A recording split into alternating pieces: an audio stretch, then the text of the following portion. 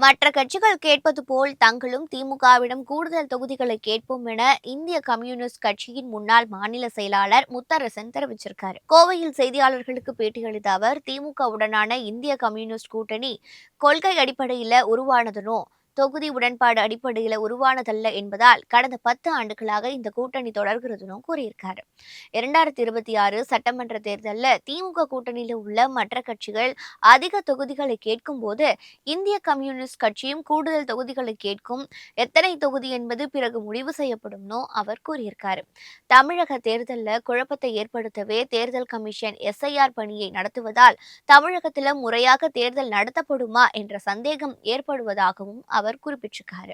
தமிழக அரசியல்ல பாஜக தன்னை வளர்த்து கொள்ள பல்வேறு முயற்சிகளை செய்தும் பலனளிக்காததால் தற்போது கடவுளின் பெயரால் பிரச்சனை செய்து அரசியல் நடத்தும் முயற்சியில இறங்கியிருப்பதாகவும் முத்தரசன் குற்றம் சாட்டி இருக்காரு.